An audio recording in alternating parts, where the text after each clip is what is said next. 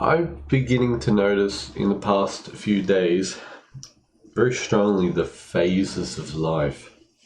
And of course, we can break this down simply into two phases, which is your active and your passive phase. And I was looking at like a picture of the idea of, I think, nirvana and samsara, maybe. Whatever the, like, nirvana being the highest state of peace, of heaven. And I think the other one, I'm not sure if it's called samsara or something else, being like hell. So essentially heaven and hell are relating to the two stages that I'm going to talk about. When you are working, when you're doing things, you are not usually bored, I find. Though it can depend. I find when I'm working, when I'm active, when I'm, pushing forward, I'm not bored. But when I'm resting, when I'm, relaxing and such, that's usually when I get bored. Of course, you can be playing an interesting game or watching an interesting show or whatever, but it's not as stimulating, as intense as like work where you're really pushing forward and problem solving and conquering and doing and pushing your life forward. Now, in the active phase, which is the more painful one, though you are under adrenaline usually during the active phase, so that negates a lot of the pain. You take on stress and trauma and physical injuries and maybe even mental or emotional injuries. This is where you're taking on damage because you are using yourself, your body, to manipulate the world or something, or orientate people or reality in a way that you need to.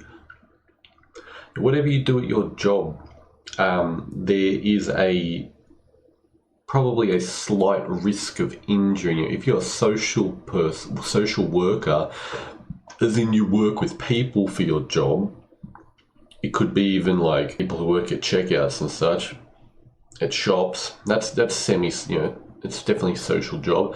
The risk is more of a social risk, or an emotional risk. So the risk could be, someone comes up to you and says something mean or wants to unload all their trauma, and then you have to kind of navigate and kind of, I'm sure you've had that happen, plenty of times. There's someone coming up, or they want to dump off, a big load of whatever's been going on, and you have to somehow figure out a way to redirect them, essentially. And it's just like, oh, okay, let's not do that. It's a physical job, you're out and about, maybe in a work site, you risk the injury of something hitting you, maybe a person assaulting you, maybe using a tool and you're using it properly, or someone else drops something that could fall on you, all these kinds of injuries. If it's mental, I don't know, maybe like mental stress, mental strain, you're thinking too much, you calculate things improperly, you get yelled at, whatever, for doing things wrong. And then in the passive phase, what happens is that you rest, you relax, you allow yourself to heal the traumas. It's very much like if you've ever had a stimulant addiction, or I've never had a downer addiction. But I imagine being addicted to the rest phase would be like that. And then when you're addicted to the rest phase, you don't want to do anything. People who get really fat, who get kind of lazy, who are depressed, they're addicted to the passive rest phase. Well, just say if someone has like a stimulant addiction, they always want to do something. They always want to, move. They can't sit down. They can't rest. I've got that kind of personality where I guess I'm so used to the active phase, doing things, that when I sit down and rest, as I said, I'm bored. I get bored of that. But you need to be able to rest. You need to be able to relax, because you're healing your body, your mind, your emotions. you're healing all the traumas from whatever, bad things that happened, and you need to do that. It's like clearing the field to allow for new seeds to be planted, or sharpening your tools so that tomorrow you can work properly, pumping up the wheels and such, maintenance essentially. And kind of like a funny little interesting way I see it is that when you're resting, you're in heaven, but heaven is boring, peace, bliss is boring. The meditator can sit there and reach a state of nirvana within themselves, like the highest point of meditation within them, their highest mind, for absolute peace and bliss. But then what do? So you've reached the highest point of meditation, but then what? What's after that? Do you just sit there in nirvana all day? Because what happens is that if you sit in nirvana for too long, if you sit in that relaxed, peaceful state for too long, your body becomes weak and it dissolves itself. It's like alcohol, like thin mountain air, dissolving of you if it's for too long. If it's just enough, it's building and strengthening of the body. You learn more by resting than you do by studying sometimes. That's a big thing. The same way, if you sit in hell, in the reality, the physical reality, you go out of your house too often, you will accumulate too much damage, too much experience, to the point where you build up huge traumas. You see a person who's a product of the world. They look like disfigured or really old or maybe ugly or something like that. They act in a way that's, it's like, why are you playing this game? Why are you pretending to be this person? Life isn't that serious. It's serious in certain ways, in the way that, you want to protect your family and all that. But it's like if someone pretends there's some, political thing and they take it too seriously, or if they pretend there's some job or something, it's like they take it too seriously.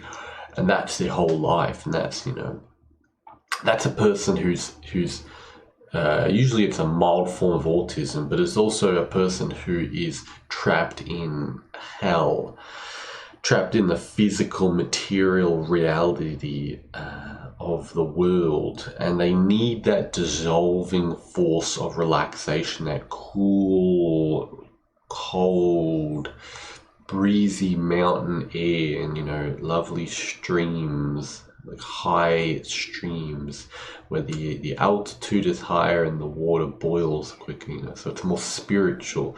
They need that to dissolve their soul of all the impurities that they've taken on through trudging through hell.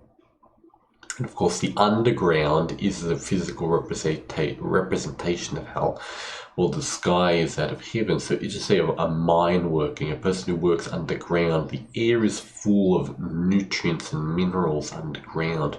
So you take on a lot of physicality and such. So it's the biggest representation of that. But also you would become more kind of ossified and hardened and stone-like and rigid in your mannerisms if you spend too much time underground. The same way that people who live in a high area, maybe they're very rich. Like the rich people live in heaven, the poor people live in hell. As in, like, the poor people are always, they're struggling. They're always, they have to do like lower level jobs.